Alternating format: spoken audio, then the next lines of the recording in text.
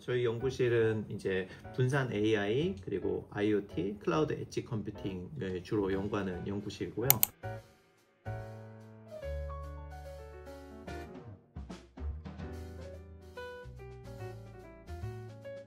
저희 연구실은 지금 석사 과정들은 주로 프레임워크 기술을 주로 연구를 하고 있고요. 또 박사 과정생은 연합학습과 더불어서 양자 암호 네트워크를 어떻게 좀 자원을 잘 운영을 할 건지 연구를 하고 있습니다. 그래서 저희는 기본적으로 컴퓨팅 자원이나 통신 자원 같은 것들을 효율적으로 운영을 하면서 AI나 미래에 이제 또 나오게 될 양자 컴퓨팅 아니면 양자 통신 를 효율적으로 어떻게 하면 운영하고 설계 좀 잘 할 수 있느냐, 이런 부분에 좀 집중하고 있다고 보시면 될 것 같습니다.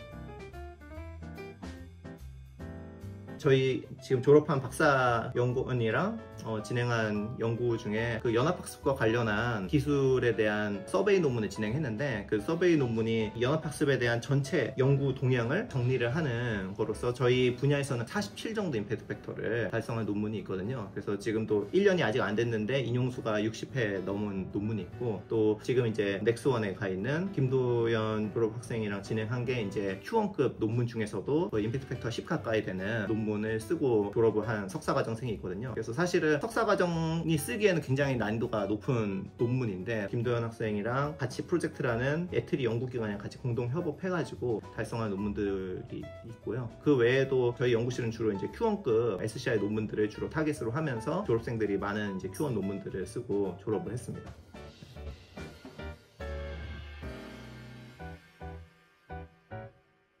네, 학부생들한테도 저희 연구실에 참여할 수 있는 문이 열려 있고요. 보통 2학년 2학기, 3학년 때 많이 이제 학생들이 참여를 하는데요. 매주 진행하는 연구실 랩 세미나가 있어요. 그때 이제 저희가 AI 분야, 분산 AI 관련한 탑티어 컨퍼런스 또는 탑티어 저널들을 한두 편씩 발표를 하게 됐거든요. 세미나에 참여를 하면서 저희 쪽 분야에 대한 백그라운드도 좀 넓히고 저희 연구실 구성원들이랑 좀 소통하는 자리를 만들고 있거든요. 물론 이제 그렇게 하면서 자연스럽게 좀 저희 연구 분야에 대해서 조금 더 깊이 있게 관심이 생기고 좀 더 연구를 집중적으로 하겠다라고 해서 뭐 학석사 연계나 대학원 준비하는 과정으로 넘어가게 되면은 실제 이제 아이디어 잡는 거와 연구실 프로젝트 상황에 따라서 좀 부분적으로 좀 참여를 하는 기회를 주고 있고요. 프로젝트나 아니면 막 아이디어까지 만드는 게 좀 부담스러운 학생들도 있잖아요. 아직은 진로에 대한 탐색 단계에 있고 우리 분야가 뭔지 좀 호기심 있는 학생들, 그런 학생들도 가볍게 이제 랩 세미나 참여하면서 아, 이런 분야 연구가 진행되고 있구나, 참여할 수 있도록 문을 열어놓고 있거든요. 그런 형태로 좀 학생들이 참여를 하고 있습니다. 지금까지 제가 의도한 건 아닌데 저희 연구실 졸업생들이 전부 다 연구직에 취업을 했어요. 순수 연구직 아니면 연구 개발직, 완전히 순수 개발직으로 취업한 학생은 아직은 없긴 한데, 아무래도 이제 저희 연구실에서 조금 연구 중심으로 많이 하다 보니까 학생들이 졸업하고서도 이 연구의 끈을 놓고 싶지 않다라고 하는 학생들이 굉장히 많았고, 사실 연구직이 개발직보다는 훨씬 더 채용문이 좁은데도 불구하고 NHN 클라우드, 네이버 라인, 넥스원, 애트리 이런 식으로 연구 개발직 쪽으로 실제 업무도 개발보다 보다는 연구 쪽을 담당하는 일을 졸업생들이 하고 있습니다. 물론 이제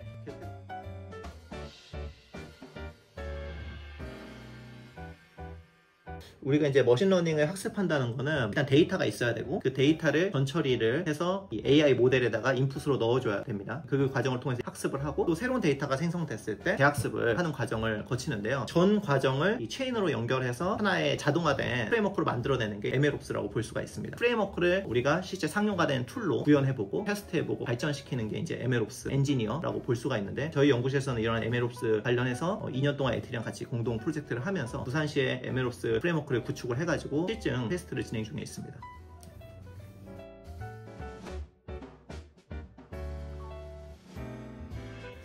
AI 에이전트라는 거는 최근에 인더스트리에서 좀 많이 언급을 하고 있는 용어기도 하고, 저희도 이제 최근에 좀 관심 있게 보고 있는 개념이기도 하거든요. 그래서 저희 연구실에서는 논문뿐만 아니라 학생들이 실제 인더스트리에서 발생하는 상황들을 또 동시에 추적을 해서 아카데믹에서 발생하는 리서치와 실제 인더스트리에서 일어나는 그 갭을 좀 인지를 하고, 이 아카데믹과 인더스트리 간의 상호관계를 PR을 유지를 하기 위해서 최신 인더스트리 기사들도 랩원들끼리 공유를 하면서 파악을 하고 있거든요. AI 에이전트가 기존에는 모델을 학습하고 그 모델한테 어떻게 보면 질문하는 거죠. 질문하고 질문에 대한 답을 답을 얻는 것까지가 현재 대부분의 AI 서비스의 주류라고 보면 되거든요. 그래서 여러분들이 많이 쓰는 챗 GPT도 파운데이션 모델을 만들고 그 파운데이션 모델한테 내가 질문하면은 대답을 해주죠. 그럼 그 대답을 가지고 내가 뭔가 활용을 하는 거잖아요. 근데 이제 AI 에이전트는 거기서 AI 에이전트가 액션까지 해주는 것까지 이야기를 하고 있거든요. 예를 들면 내가 여행을 가려고 하면은 여행 계획을 AI 에이전트한테 물어봐서 그 물어본 거에 대한 질문만 답하는 게 아니라 얘가 이제 티켓팅부터 모든 걸 다 해주는 거죠. 내 비서, 내 질문에 답만 하는 비서가 아니라 내 질문에 답도 하지만 그 답대로 액션까지 다 수행해줘서 나는 사실상 지시만 하면 되는, 그게 이제 AI 에이전트인데, 근데 문제는 우리가 사실 하고 싶은, 우리가 달성하고 싶은 액션은 수만 가지잖아요. 근데 그 액션을 다 수행할 수 있는 에이전트를 학습할 수 있을까? 그건 사실 굉장히 어렵거든요. 그래서 AI 에이전트는 태스크나 서비스별로 모듈화가 될 거예요. 그럼 그 모듈화되는 AI 에이전트들 서로 잘 연결해가지고 더 거대한 서비스를 만들 수가 있겠죠. 그래서 앞으로는 이런 AI 에이전트를 만드는 것도 중요하고, 이 AI 에이전트를 서로 상호작용하도록 연결시켜서 또 더 큰 AI 서비스를 만드는 게 미래엔 더 중요한데, 통신 네트워크에서 우리가 많이 배웠던 프로토콜이라고 볼 수가 있습니다. 그러니까 통신 네트워크는 사실 컴퓨터를 연결하는 프로토콜이었는데, 이제는 AI 에이전트들을 로지컬하게 연결하는 프로토콜들에 대한 연구가 많이 시작이 됐고, 인더스트리 중심으로 개발 환경도 나오고 있습니다. 이런 것들을 저희는 프로토콜 좀 개선할 포인트가 있는지 연구들을 면밀히 보고 있는 단계입니다.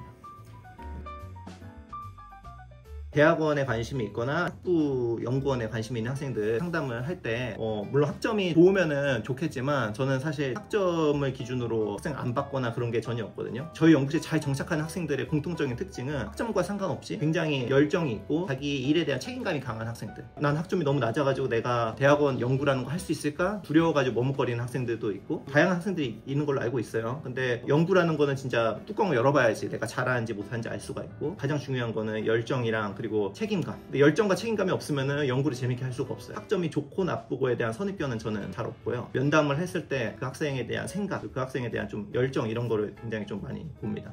네.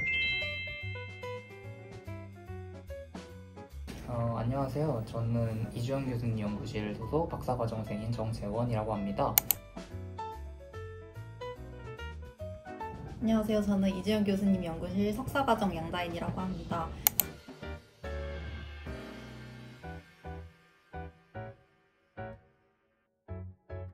저 같은 경우에는 4학년 여름방학 때 진로 결정을 잘 못해서 지도 교수님이신 이주영 교수님께 진로 상담 요청을 드렸는데요. 그때 교수님께서 저희 연구실 내부에서 진행하는 AI 탑티어 논문 세미나에 참여하는 것을 추천해 주셔서 그때 논문 세미나를 하면서 학부 연구생을 하게 되었습니다. 제가 가장 기억에 남는 연구 경험은 논문 세미나 과정을 통해서 논문을 선정해서 논문을 읽고 구현을 했던 경험이 있는데요. 그 구현 경험을 통해서 성취감을 많이 느낄 수 있었고, 또 코딩을 학부 때는 좀 어려워했었는데 먼저 논문을 통해서 기술에 대해서 이해를 하고 이제 개발을 하다 보니까 그 과정에서 코딩에 대해서도 흥미를 조금 느낄 수 있었습니다.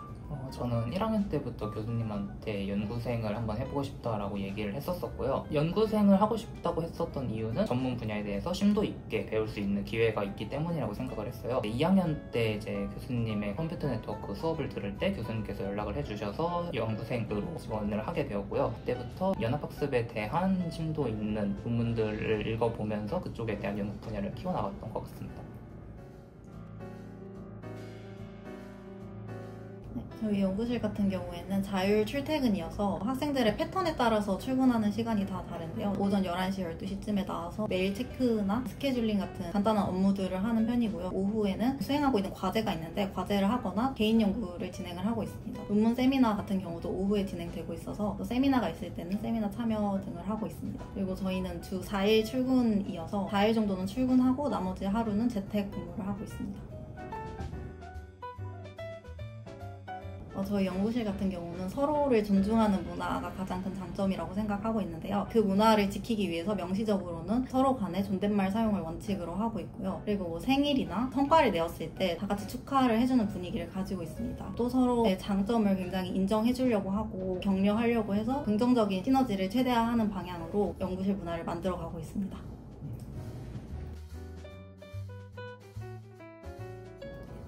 저희 연구실 같은 경우에는 시스템, 네트워크의 프레임워크 쪽을 최적화하는 연구들을 주로 진행을 하고 있습니다. 그래서 시스템에 대한 전반적인 이해를 위한 수학 능력이라던가 아니면 프레임워크에 대한 검증을 진행하기 위한 개발 능력이 주로 필요하다고 생각을 해요. 광범위하게 사용되는 파이썬 언어라던가 시스템의 이해를 위해서 필요한 수학 능력 같은 경우에는 선형대 수학이라던가 이산수학, 확률통계 같은 수학 과목들이 광범위하게 활용이 되고 있습니다. 그래서 그쪽에 대한 이해도 필요하다고 생각을 하고요. 앞서 얘기했듯이 시스템에 대한 최적화 문제를 주로 풀어내는 연구실인 만큼 그러한 수학 능력을 또 기르는 것이 좋다고 생각을 해요. 그쪽에 대해서는 관련 온라인 강의 같은 것들도 추천을 하는 편입니다. 먼저 처음에 연구를 시작할 때는 필드 조사를 잘하는 게 중요하다고 생각을 하는데요. 처음에 좀 체계적으로 잘 정리를 해두면 나중에 논문을 쓸 때나 아이디어를 도출할 때 굉장히 도움이 됩니다. 처음에 필드 조사를 하다 보면은 전체적인 큰 흐름을 이해할 수 있기 때문에 그 큰 흐름을 바탕으로 본인이 관심 있는 분야로 좁혀 나가면서 깊이 있게 연구를 할 수 있습니다.